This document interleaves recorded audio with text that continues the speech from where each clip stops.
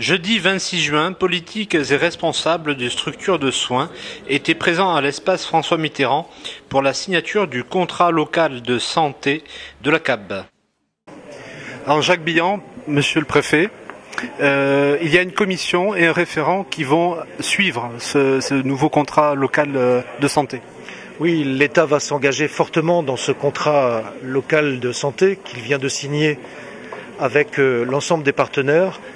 Et effectivement, j'ai un référent, le directeur départemental de la cohésion sociale et de la protection des populations, Didier Couteau, qui va, suivre au sein du comité de pilotage toutes les actions qui seront menées dans le cadre de ce contrat.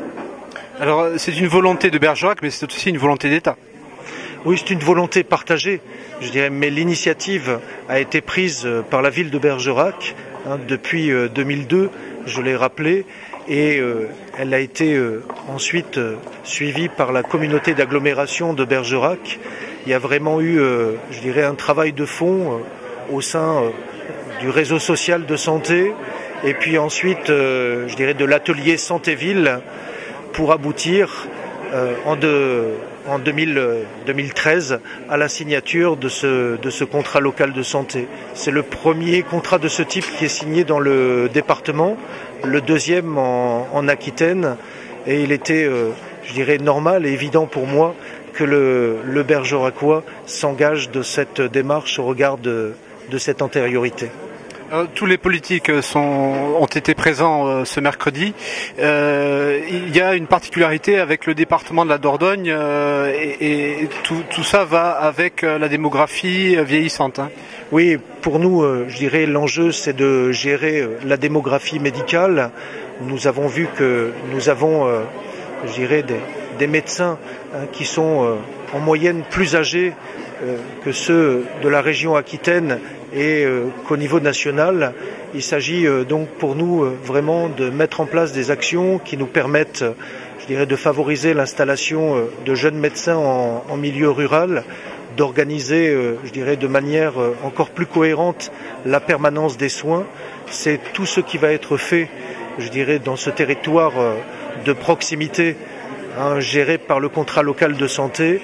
Et sachez que nous allons l'appréhender aussi, tellement l'enjeu est grand au niveau départemental, avec la mise en place de cette commission départementale de la démographie médicale et paramédicale qui va être coprésidée par le directeur général de l'agence régionale de santé, le président du conseil général et le préfet de département que je suis. Donc un fort engagement dans ce domaine de la santé, c'est un enjeu vital pour l'avenir de notre département et nous voulons, vraiment nous engager en tout cas dans toute cette réflexion et agir et le faire avec vraiment beaucoup de force. Oui, parce que comme vous l'avez dit, l'enjeu est important puisqu'il s'agit aussi de rapprocher les générations et de faire que toute la prévention ou le suivi de la santé pour les plus démunis, aussi bien que les préventions pour les maladies pour les personnes âgées, soient prises en compte de la même façon. Oui, il s'agit effectivement de prendre en compte la globalité, des politiques qui doivent être menées. Ça part de la périnatalité, ça prend en compte les adolescents, les jeunes adultes et les personnes âgées. Donc il nous faut effectivement beaucoup de cohérence et cette cohérence elle doit se retrouver aussi avec les plans que nous sommes en train de décliner sur le territoire. Je pense au plan de lutte contre la pauvreté, je pense au plan pour la jeunesse qui est actuellement mis en œuvre dans un cadre interministériel en liaison avec les élus. Je pense au plan de lutte contre les discriminations. Je pense enfin au plan de lutte contre les toxicomanies. Voilà, l'objectif c'est d'avoir de la cohérence, c'est ce qu'attendent de nous des concitoyens et je crois que ce contrat local de santé répond pleinement à cet enjeu de cohérence. Alors bonjour Monsieur Michel Laforcade. Cet après-midi, donc on est le mercredi 26 juin 2013, signature d'un contrat local de santé. Alors l'ARS, vous êtes responsable et président de l'ARS, vous êtes situé près d'ici et en même temps il y a beaucoup de dossiers, beaucoup de choses pour tout coordonner. Absolument, donc nous avons des responsabilités sur toute l'Aquitaine puisque l'ARS a une vocation régionale. Et je suis très heureux de constater que dans ce territoire du Bergeracois, on a un peu anticipé, largement anticipé même, la création d'un contrat local de santé, puisque ce n'est que le 3e de l'Aquitaine. Ce type de contrat a vocation ensuite à s'élargir à l'ensemble du territoire aquitaine, zone par zone, avec un objectif relativement simple, c'est-à-dire de fédérer l'ensemble des acteurs, des professionnels de santé, des élus, des services, pour mener une politique coordonnée de santé sur un territoire, en l'espèce la communauté du Bergeracois, la communauté d'agglomération du Bergeracois. Est-ce que, comparativement à la Linde, le but est de centraliser au niveau d'un bâtiment la plupart des soins ? Ce n'est qu'un des buts, il y a plusieurs objectifs à ce contrat local de santé qui a une vocation générale. Développer la prévention, le dépistage, la vaccination, mais aussi, comme vous venez de l'indiquer, tenter de lutter contre la désertification médicale. Et on sait qu'il y a un vrai problème de densité médicale à Bergerac. C'est une des villes de cette importance la plus touchée par un mauvais ratio entre le nombre de médecins et le nombre d'habitants. Donc il faut que nous arrivions à donner envie à d'autres médecins de venir rejoindre cette cité, en particulier sur ce qu'on appelle les maisons de santé pluridisciplinaires, qui sous un même toit accueillent des médecins, mais aussi des infirmières, mais aussi des kinésithérapeutes et pourquoi pas d'autres types de professionnels. Et puis il y a aussi l'ambition d'un parcours coordonné en direction des personnes âgées. Bref, plusieurs objectifs de fond à ce contrat local de santé. Est-ce que tous les médecins sont favorables à la centralisation ?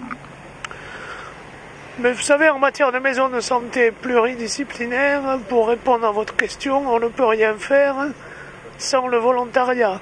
Donc nous pouvons aider, nous pouvons favoriser, nous pouvons subventionner, mais la clé du succès, c'est le volontariat, et en particulier une action coordonnée des professionnels de santé entre eux.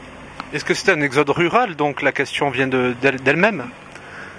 Ce n'est pas tant un exode rural que le fait que la population de soignants et de médecins en particulier a tendance à se concentrer de plus en plus dans les grandes villes, et notamment dans les villes universitaires où ils font leurs études.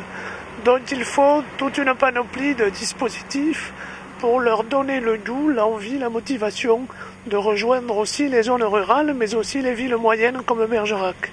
Bon, ça se situe dans le cursus et la vocation des études du médecin, du futur médecin.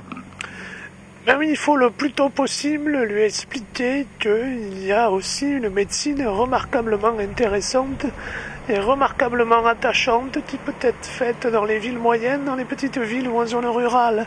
On s'aperçoit que la plupart du temps, c'est la méconnaissance qui empêche ce type de praticien de s'installer dans les zones que je viens d'évoquer. À partir du moment où on a été capable de multiplier les lieux de stage, très souvent cette population leur apparaît plus fidèle et à ce titre-là peut-être plus intéressante que la population des grandes zones urbaines. Encore faut-il qu'ils la connaissent et il faut là aussi qu'on multiplie dans le cursus universitaire des occasions, des lieux de stage pour qu'ils appréhendent l'ensemble de cet environnement. Alors le contrat local de santé, vous avez à l'ARS, vous avez un point de vue sur cette journée, et puis en même temps, vous n'avez pas la même responsabilité que les hôpitaux. Comment ça se passe l'ARS par rapport aux autres professionnels de santé ? Eh bien, l'ARS a vocation à contrôler, parfois, à financer souvent le dispositif de santé, les hôpitaux, les cliniques privées, les établissements pour handicapés, les établissements pour personnes âgées, et à fédérer la médecine ambulatoire, la médecine de ville. dont notre vocation nous prédispose à coordonner l'ensemble de ce dispositif. C'est précisément le but d'un contrat local de santé, faire en sorte que l'ensemble des professionnels concernés se mettent au service d'une politique cohérente de santé sur un territoire clairement identifié. Aujourd'hui, c'est une signature de contrat. Qu'est-ce que ce contrat, que vous connaissez forcément, change par rapport aux deux premiers ?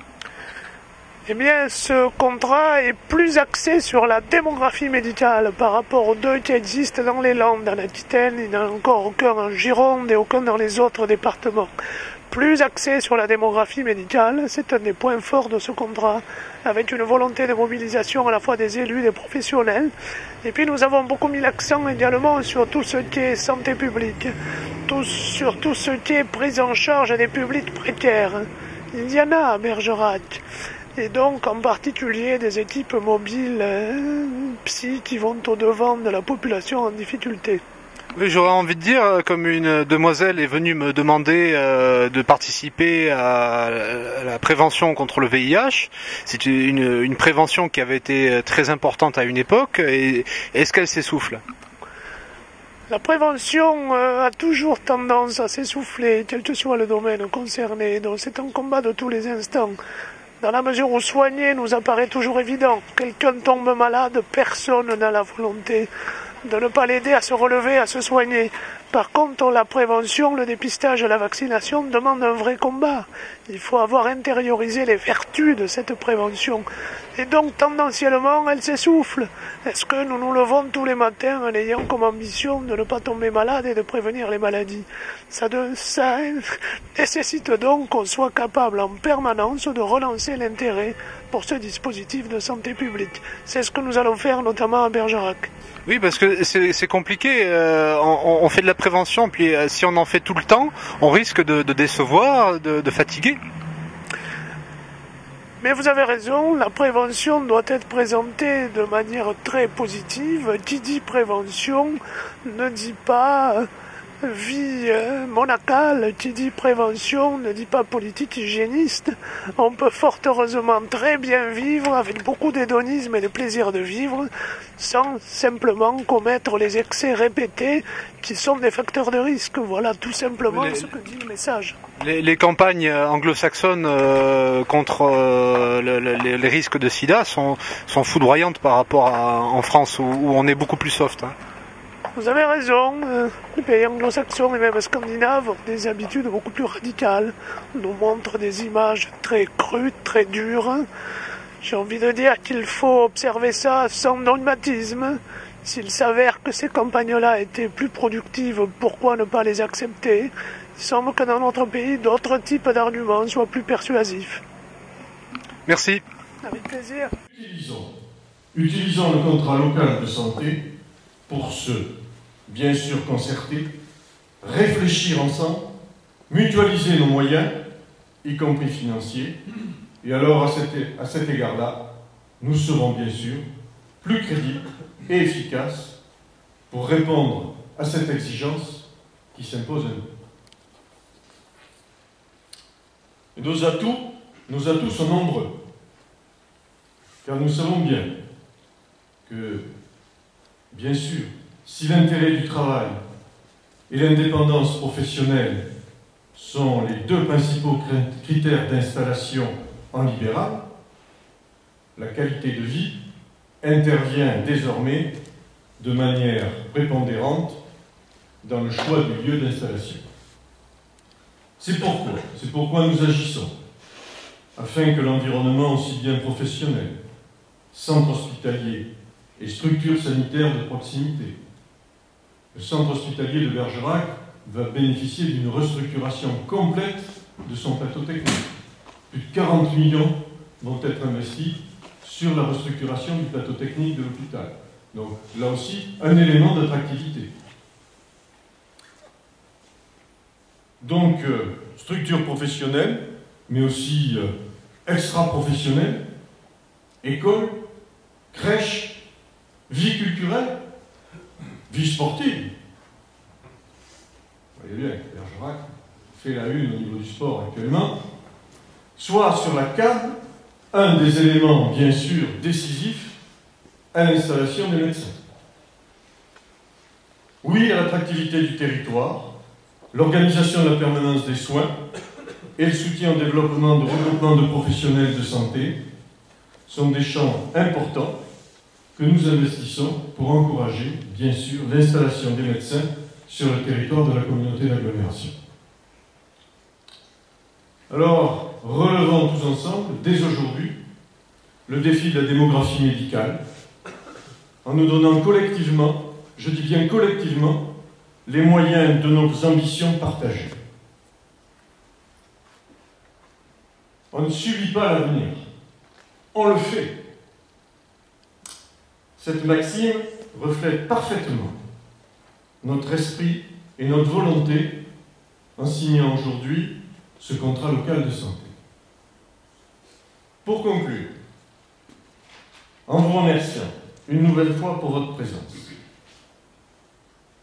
je citerai Voltaire qui disait « J'ai décidé d'être heureux parce que c'est bon pour la santé. »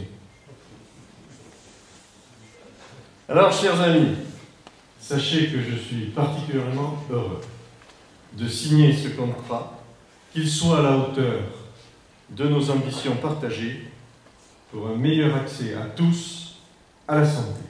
Merci à vous tous.